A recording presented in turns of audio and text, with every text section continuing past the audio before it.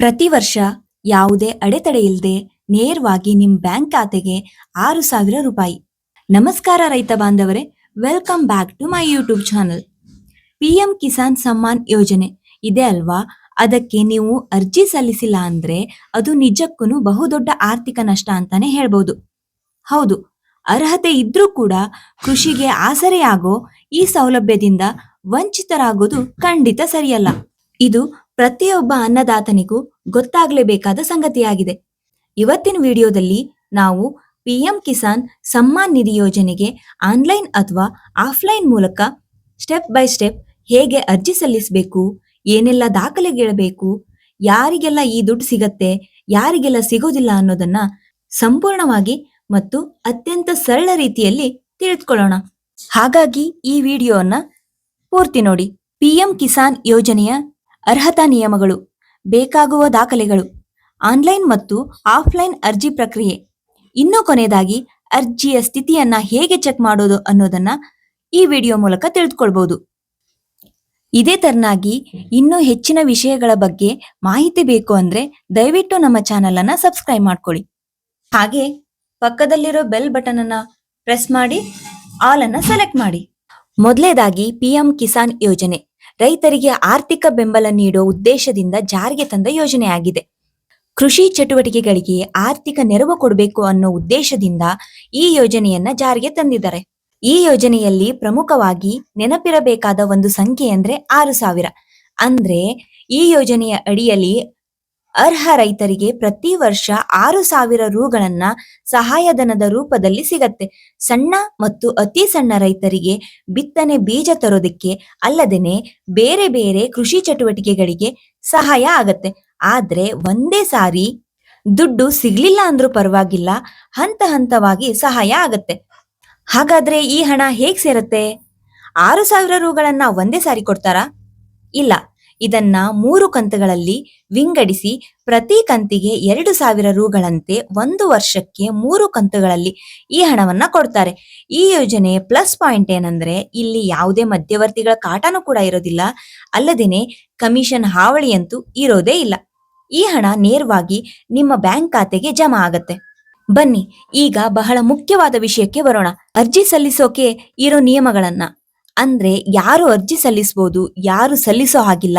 ಅರ್ಜಿ ಸಲ್ಲಿಸೋಕೆ ಮುಂಚೆ ನಿಯಮಗಳನ್ನ ಸ್ಪಷ್ಟವಾಗಿ ತಿಳಿದುಕೊಳ್ಳೋದು ಇದರಿಂದ ಮುಂದೆ ಬರೋ ಗೊಂದಲಗಳನ್ನ ಖಂಡಿತವಾಗಿ ತಪ್ಪಿಸಬಹುದು. ಇಲ್ಲಿ ನಿಯಮಗಳನ್ನ ತುಂಬಾ ಸ್ಪಷ್ಟವಾಗಿ ವಿವರಿಸಲಾಗಿದೆ. ಒಂದು ಕಡೆ ಅರ್ಹರು ಯಾರು ಅಂದ್ರೆ ಕೃಷಿ ಜಮೀನು ತಮ್ಮ ಹೆಸರಿನಲ್ಲಿರೋ ರೈತರು ಮತ್ತೆ RTC ಅಂದ್ರೆ ಉತ್ತಾರ ಹೊಂದಿರೋರು. ಇನ್ನೊಂದ್ ಕಡೆ ಅನರ್ಹರು ಯಾರು ಅಂದ್ರೆ ಆದಾಯ ತೆರಿಗೆ ಕಟ್ಟೋರು, ಸರ್ಕಾರಿ ನೌಕರರು, ಪಿಂಚಣಿ ಪಡೆಯೋರು, ನಿವೃತ್ತಿ ಅಧಿಕಾರಿಗಳಿಗೆ ಇದು ಅನ್ವಯಿಸೋದಿಲ್ಲ. ನೈಜ ಕೃಷಿಕರಿಗೆ ಮಾತ್ರ ಹಣ ತಲುಪಬೇಕು ಅನ್ನೋದು ಇದರ ಪ್ರಮುಖ ಉದ್ದೇಶ. ಸರಿ, ನಾವಿವಾಗ ಅರ್ಜಿ ಹಾಕ್ಬೇಕು ಅಂದ್ರೆ ಏನೆಲ್ಲ ದಾಖಲೆಗಳು ಬೇಕು? ಪ್ರಕ್ರಿಯೆ ಶುರುವಾಗೋಕ್ಕೂ ಮುಂಚೆ ನಾವು ಕಾಗದ ಪತ್ರಗಳನ್ನ ರೆಡಿ ಇಟ್ಕೊಳ್ಳೋದು ಒಂದು ಪ್ರಮುಖವಾದ ಹೆಜ್ಜೆ. ಒಂದೊಂದಾಗಿ ನೋಡ್ಕೊಳ್ಳೋಣ ಬನ್ನಿ. ಈ 6 ದಾಖಲೆಗಳನ್ನ ರೆಡಿ ಇಟ್ಕೋಬೇಕು. ನಿಮ್ಮ ಆಧಾರ್ ಕಾರ್ಡ್, ಚಾಲ್ತಿಯಲ್ಲಿರೋ mobile number, bank passbook, RTC ಅಥವಾ ಪಹಣಿ ಇರಬೇಕು, FID ಅಥವಾ ಫಾರ್ಮರ್ ID. ಕೊನೆಯದಾಗಿ ಪ್ರಮುಖವಾದದ್ದು KYC. ಹೌದು, ಇದು ಪೂರ್ಣಗೊಂಡಿರಬೇಕು. ಇದಿಲ್ದೇನೆ ಮುಂದಿನ ಹಂತಕ್ಕೆ ಹೋಗೋದಕ್ಕೆ ಸಾಧ್ಯನೇ ಇಲ್ಲ. ಈಗ ದಾಖಲೆಗಳು ರೆಡಿ ಆದ್ವು ಅಲ್ವಾ? ಈಗ ಆನ್ಲೈನ್ ಅರ್ಜಿ ಡಿಜಿಟಲ್ ಪ್ರಕ್ರಿಯೆ ಹೇಗೆ ಅಂತ ನೋಡೋಣ. ಈಗಿನ ಡಿಜಿಟಲ್ ಯುಗದಲ್ಲಿ ಈ ಸಂಪೂರ್ಣ ಪ್ರಕ್ರಿಯೆಯನ್ನ ಮೊಬೈಲ್ ಅಥವಾ ಕಂಪ್ಯೂಟರ್ ಬಳಸಿ ಮನೆಯಲ್ಲೇ ಕುಳಿತು ಹೇಗೆ ಸಲ್ಲಿಸೋದು ಅಂತ ನೋಡೋಣ ಬನ್ನಿ. ಅರ್ಜಿಯ ಮೊದಲ ಹಂತ ಹೀಗಿದೆ. ಮೊದಲು ನೀವು ಅಧಿಕೃತ ವೆಬ್ಸೈಟ್ಗೆ ಹೋಗಿ, ಅಂದ್ರೆ PM ಕಿಸಾನ್ ವೆಬ್ಸೈಟ್ಗೆ ಹೋಗಿ.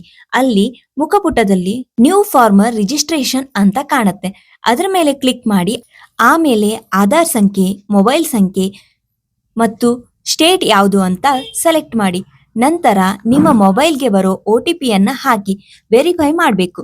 ಇಷ್ಟು ಮಾಡಿದ್ರೆ ಲಾಗಿನ್ ಪ್ರಕ್ರಿಯೆ ಮುಗಿತು. OTP ನಂಬರ್ ಕನ್ಫರ್ಮ್ ಆದ್ಮೇಲೆ ಮುಂದೇನು?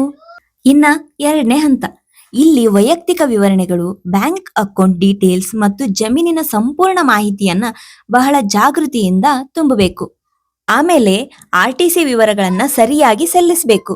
ಇದನ್ನೆಲ್ಲ ಸರಿಯಾಗಿ ಚೆಕ್ ಮಾಡಿದ್ಮೇಲೆ ಸಬ್ಮಿಟ್ ಬಟನ್ ಒತ್ತಿ ಇಲ್ಲಿ ನೆನ್ಪಿಟ್ಕೊಳ್ಬೇಕಾದ ಒಂದು ಮುಖ್ಯ ವಿಷಯ ಏನಂದ್ರೆ ಅರ್ಜಿ ಯಶಸ್ವಿ ಆದ ಮೇಲೆ ಸ್ಕ್ರೀನ್ ಮೇಲೆ ಬರೋ ರೆಫರೆನ್ಸ್ ನಂಬರ್ ಅನ್ನ ಬರೆದಿಟ್ಕೊಳ್ಳಿ ಅಥವಾ ಸ್ಕ್ರೀನ್ ಶಾಟ್ ತೆಗೆದಿಟ್ಕೊಳ್ಳಿ.